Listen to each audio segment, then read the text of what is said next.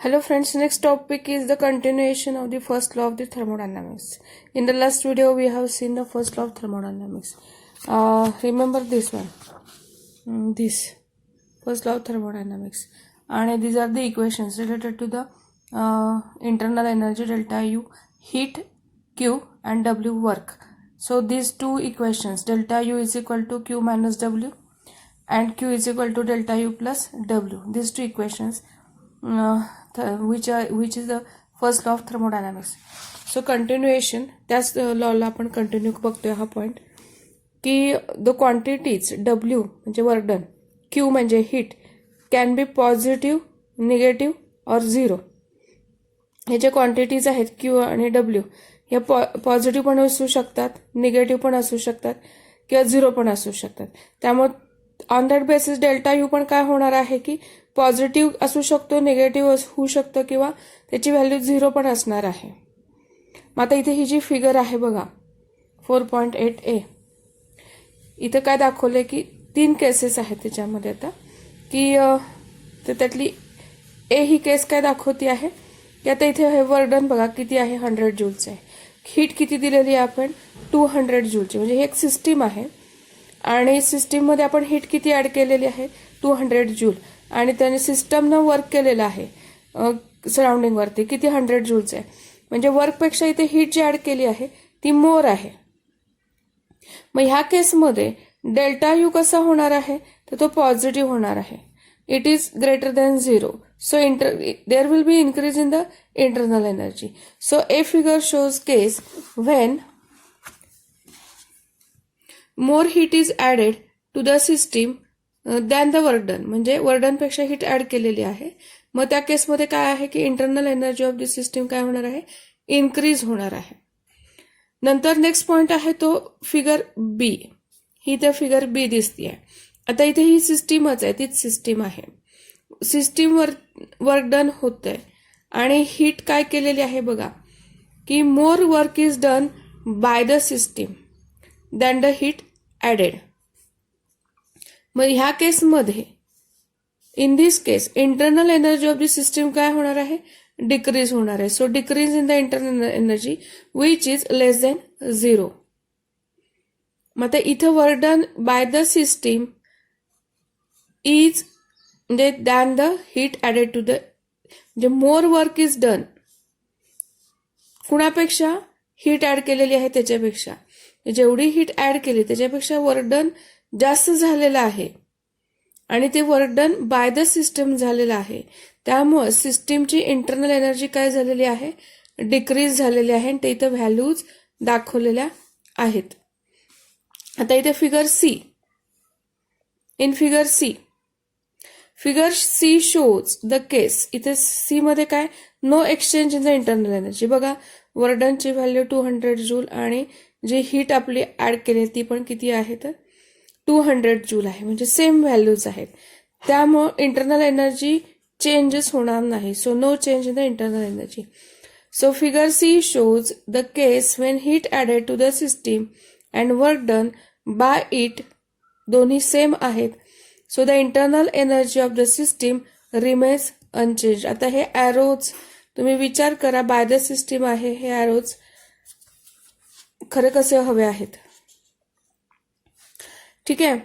The law of conservation of energy, law of conservation of energy आपण 11th स्टँडर्डमध्ये learn केलेला आहे. मग हा इथं ऍप्लिकेबल होतोय कुठल्या आयसोलेटेड सिस्टीमसाठी. आयसोलेटेड सिस्टीम म्हणजे काय आहे की the system in which no exchange of energy, एनर्जीचं एक्सचेंज होत नाही अशा सिस्टीमला आपण आयसोलेटेड सिस्टीम म्हणतात. आणि त्याचं law of conservation of energy आपण 11th स्टँडर्डमध्ये शिकलेलो आहोत, लर्न केलेलं आहोत. मग आता first law of thermodynamics, so मग अशी आपण बघितला तरी पण मी आता तो इथं रिपीट करते. इक्वेशन्स ते हे डब्ल्यूचे आणि Q, delta U is equal to Q minus W और Q is equal to delta U plus W, हे जे इक्वेशन्स आहेत तेच इथे मेन्शन केलेले आहेत. It is the extension of the law of conservation of energy. ते जे इक्वेशन्स आहेत ते लॉ ऑफ कॉन्झर्वेशन ऑफ एनर्जीच्या एक्सटेन्शन्स आहेत. एनर्जी काय झालेली to the system which are not isolated, that is system that can exchange energy. त्या सिस्टीमसाठीच हे एक्सटेंडेड लॉ आहे. The exchange can be in the form of work or heat. ते जे heat किंवा वर्क ह्याच्या फॉर्ममध्ये ते एनर्जीचं एक्सचेंज होतंय. म्हणजे प्रत्येक वेळेला सेम फॉर्म असेल, त्याच फॉर्ममध्ये एक्सचेंज होईल असं काही नाहीये. कधी कधी वर्कमध्ये सुद्धा एक्सचेंज होऊ शकतं किंवा हीटच्या फॉर्ममध्ये सुद्धा एक्सचेंज ऑफ एनर्जी होऊ शकतं. So the first law of the thermodynamics is thus generalization of the law of the conservation of energy. आता हे डिस्कशन ज्यावेळेला आपण स्टार्ट केलं होतं त्याचा बेसिस होता तो मायक्रोस्कोपिक व्ह्यू होता, kinetic theory of a internal energy. In practice it is not useful. ॲक्च्युअलमध्ये हे युजफुल नाही आहे. बिकॉज याचं कारण इथे सांगितलं आहे, because it does not help us in calculating the internal energy of the system.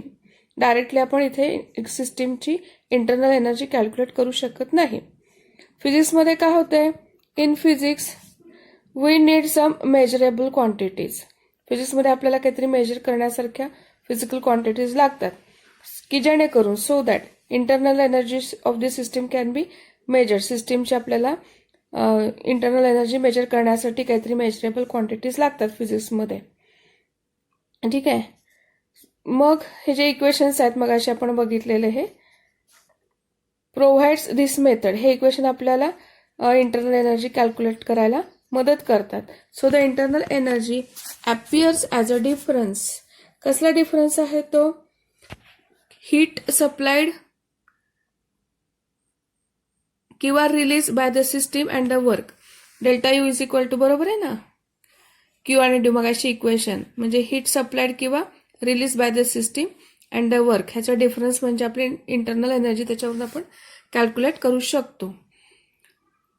Both are the measurable quantities. So in physics we generally discuss volume expansion. बऱ्याच वेळेला आपण volume expansion of the gas कधी होतं, when heat is added to it. Heat add केल्यानंतर आपला gas आहे तो expand होतो आणि आपण त्याचं व्हॉल्यूम कॅल्क्युलेट करतो. आणि P into D V change in volume आपण विचारात घेतो बघा वर्डनला. मग तसं आपण वर्डन काढतो, बरोबर का. So the expansion of a gas to do work in moving the piston in an internal combustion engine can also be measured. So मग हे होतं आपलं थर्मोडायनामिक्स, फर्स्ट लॉ ऑफ थर्मोडायनामिक्सचं एक्सटेन्शन किंवा त्याला कंटिन्युईंग पार्ट होता. बाकी काही नाही. ही इन्फॉर्मेशन आहे की इंटरनल एनर्जी पॉझिटिव्ह, निगेटिव्ह किंवा झिरो कधी कधी असू शकते की केव्हा केव्हा असू शकते, त्याच्या ह्या केसेस होत्या.